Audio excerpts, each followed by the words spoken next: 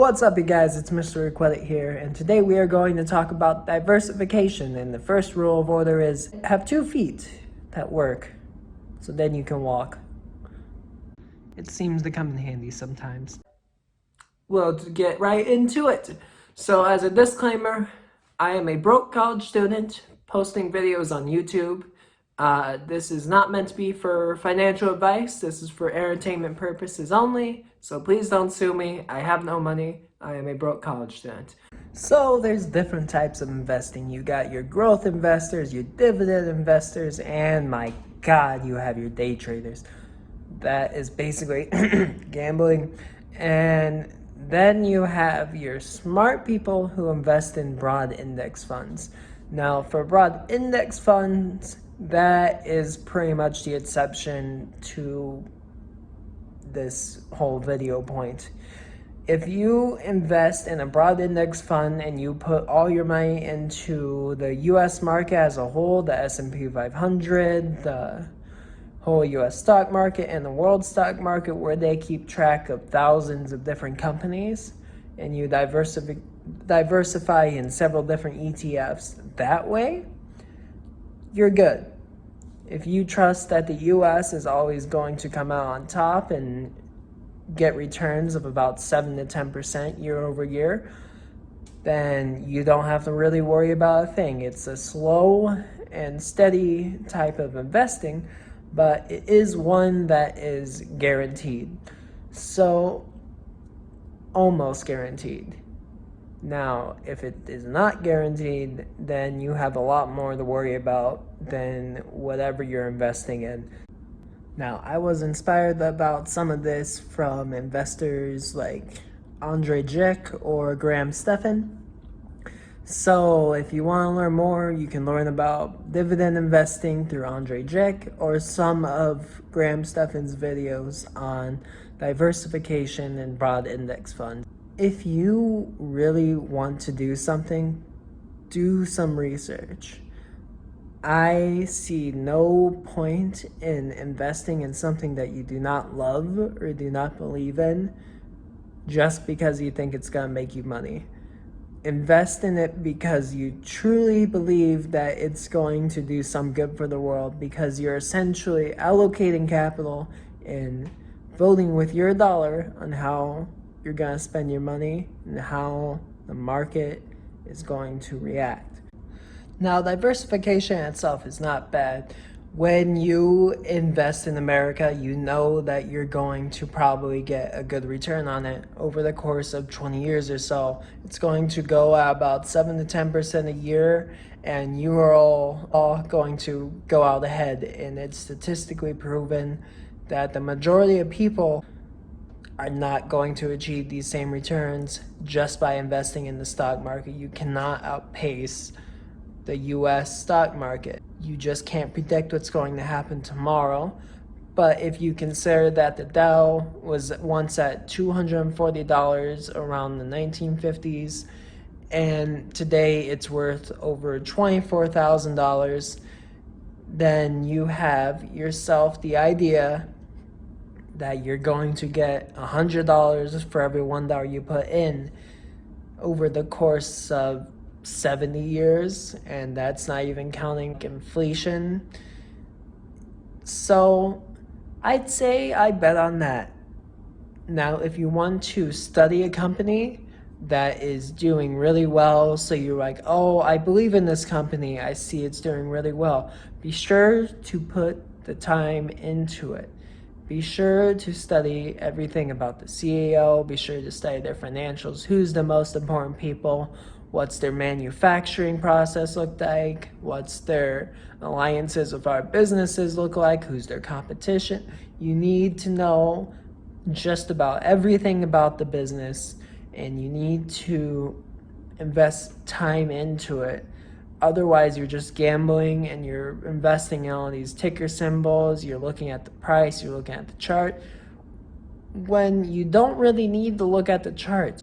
The chart is irrelevant. The price is kind of important. But if you believe that a company is going to do well over a long term, and you've done your research, you believe in your heart of hearts that one company, or like 2 or 3 that you've known for years, you've spent so much time dedicated to studying it, then you're probably going to do all right. You do not need to diversify your money into like 50 different companies when you can just have a few really good businesses here and make quite a bit of money over a long term.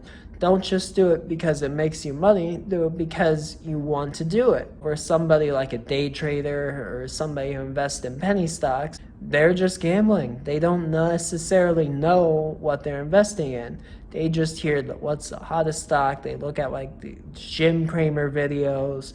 They just take all these courses when you can get this information for free. You can look up on Google and find out their 10Qs, their annual reports and all that, and find out exactly what their future value is, all their assets, and how much money they can make in the future. That's all something that can be determined fairly easily. And if you don't want to go the route of index funds, this is the way to go.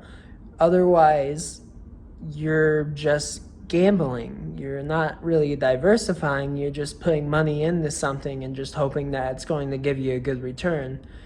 And you don't just take money out if you believe in a company, because when you're buying a company, at least in my opinion, when you're buying a stock, you are buying a company.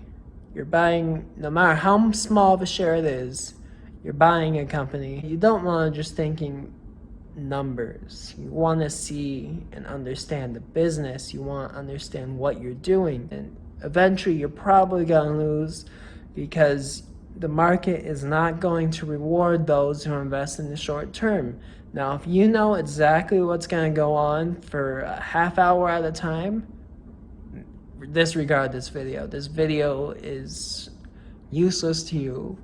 Please share with me your ideas, because I would seriously like to know. But for the vast majority of people, diversification is only good when you know what you're investing in. If you just invest in a few companies that you know really well, you'll be all right. If you know one company even, and you know it really well like the back of your hand, and you think that it's going to do well in life, then you have a much higher chance of success rather than a person who invested in the exact same company and decided to do zero research and the exact same thing happened. He might get lucky once, but then he's going to do it again. He's going to want more. I mean, the odds are very likely against him the more you work against the market. Because at the end of the day, no one can predict what's going to happen tomorrow. No one's going to predict what's going to happen in 20 years. But you can have a good idea of what is going to be out ahead in 20 years, because you know the fundamentals and you know what business is most likely going to exist later on. That does not necessarily mean that you'll make a profit. That's outside the scope of this video. But it does mean that your odds of success is much higher than it was. Or you can be much happier, potentially, just doing slow growth, just investing in a broad index fund through Vanguard. I'll probably do another video on that if there's enough requests for it. Otherwise, there's a whole bunch of different resources out there that can help you do it. You can do whatever you want. Day trading is a sin almost, because you are gambling basically your money away. And if you think that's what you enjoy doing, if you believe that it's going to give you money in the long run and you're going to do well in it, then by all means go ahead. Now, what I can say is, do not go to a stockbroker. A stockbroker is not out to make you a profit. They're out to make themselves money. And when they're just allocating your resources and doing all that, they say they know about the stock market. They have their experts, teams of whoever, and they say that they will manage your money and your portfolio for you. Probably don't go to them. You can achieve much better results just investing in something like Vanguard or Schwab and investing in their low-cost index funds, where you pay like less than 0.1%. You'll have to look up the specifics of that, but it is not that much. It is far lower than any fees that you will accrue through a brokerage. And that's all I have to say. Like and subscribe, hit the notification bell. And I want to thank Nick for being my first fan here. And to you, I will keep my first video, but know that I am slightly embarrassed. Hey, what's up, tacos? Today we are going to be learning how to make spinach quesadillas. The first step you want to do is like and subscribe. The second step, get all the ingredients, wash your hands, and let's get started.